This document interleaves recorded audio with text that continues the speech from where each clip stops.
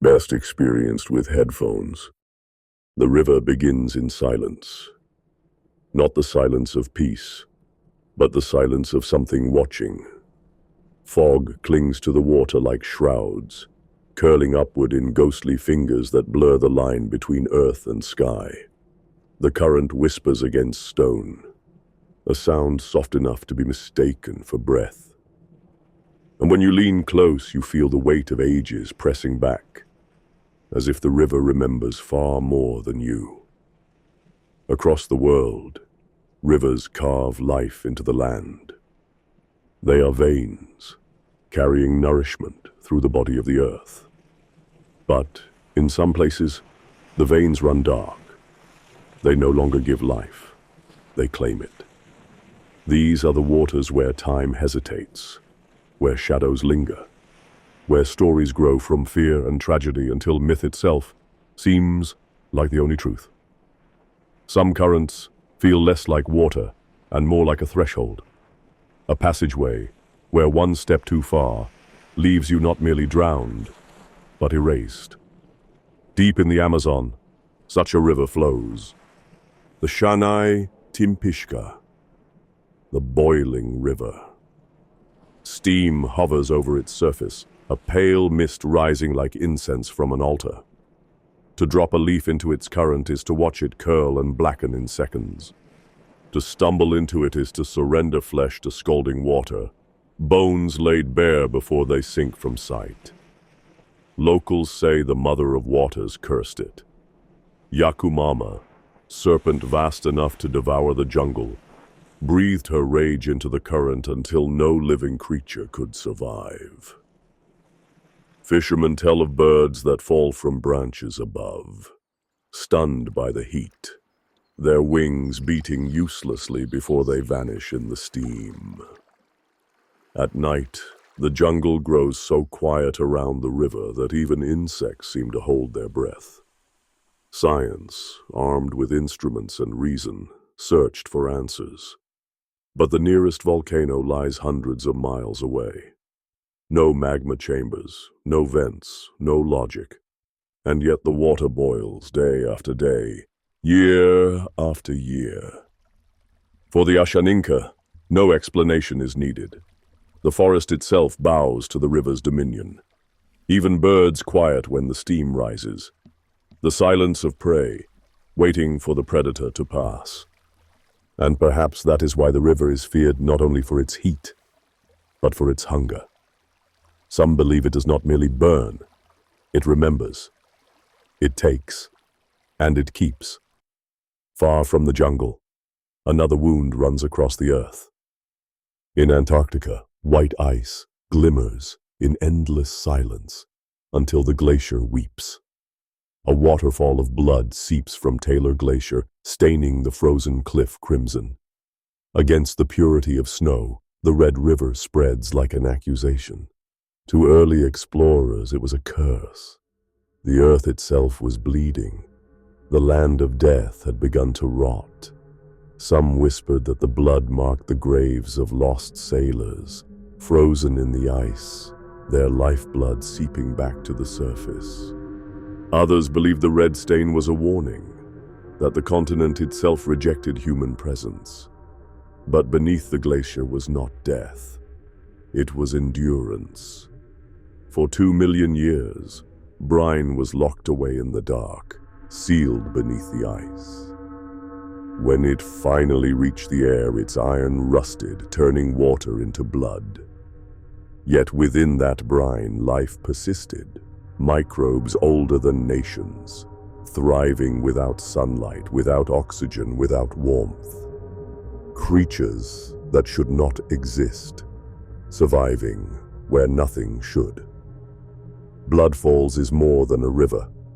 It is a revelation that even silence is not empty. It is a reminder that life is not fragile but stubborn, that even in the coldest tomb, something still clings to existence. But silence can deceive. In the Amazon again, beneath black currents, lurk enchantments of another kind. The encantados, pink river dolphins with eyes like moonlight, rise from the water cloaked as men. They wear white coats, wide-brimmed hats to hide the holes in their heads. They dance, they seduce, they charm. But when dawn breaks, they lead their companions back into the river. No body is ever seen again. Villagers tell of weddings disrupted, brides stolen away on their wedding night, never to return. Some say the encantados can be heard at dusk, playing music beneath the current, a sound that makes men step willingly into the dark waters. The Amazon is no stranger to death. Methane bubbles suffocate fish. Hidden whirlpools drag canoes into darkness. Anacondas coil in silence beneath the surface. Folklore gives these dangers faces, voices, desires. For villagers, the river is not a hazard. It is a hunter. When eyes gleam at the edge of the current, when ripples rise against the wind, you do not wait to see if it is myth. You turn back. You walk away. Because to linger is to risk more than drowning. It is to risk being remembered by the river itself, claimed not as prey, but as story. In West Africa, the Niger River carries its own shadow. Wide, golden waters turn restless beneath storm clouds, whispering the name of Mami Wata. She is beautiful, adorned in silver, jewels glinting like scales. She is terrible, coiling as a serpent, eyes burning green. To the faithful she grants wealth and health, blessing those she favors. To the condemned she offers only drowning. Her name is spoken softly, often in fear, for to speak too loudly is to call her attention. And those who catch her gaze, it is said, never look away again. Every boat swallowed in a sudden whirlpool, every village swept away by floods, becomes her offering.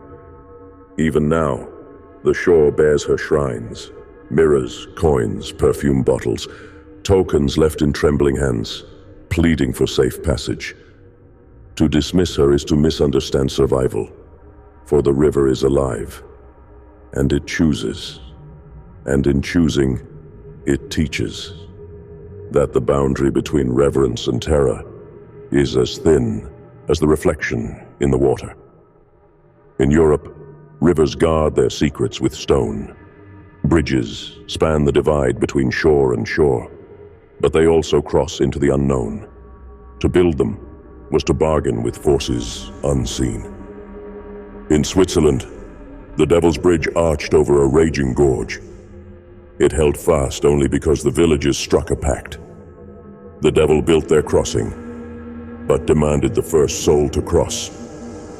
Clever hands sent a goat instead. Enraged, he hurled the beast into the waters, cursing the bridge forever. But some stories say the devil was never truly fooled, that he took his price in time, one life after another, when travelers grew careless on the slick stones.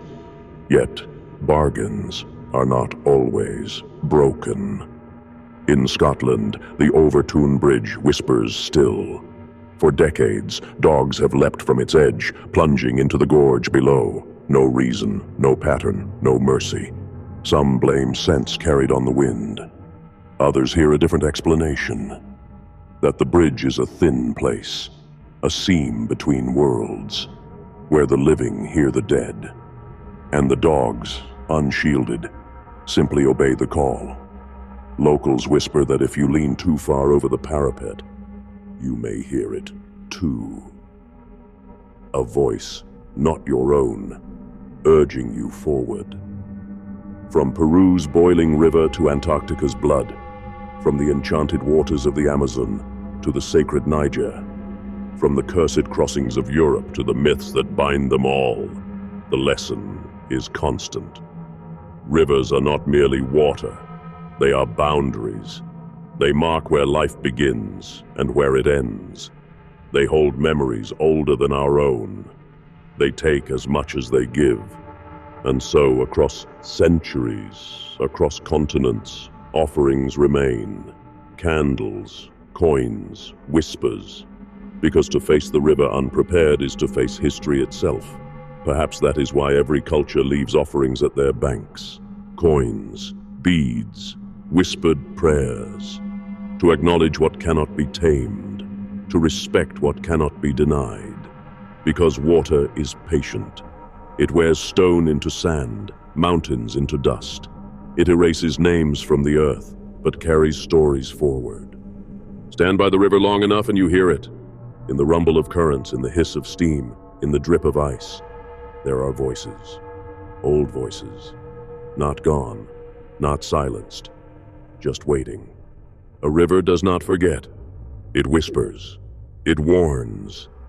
It watches.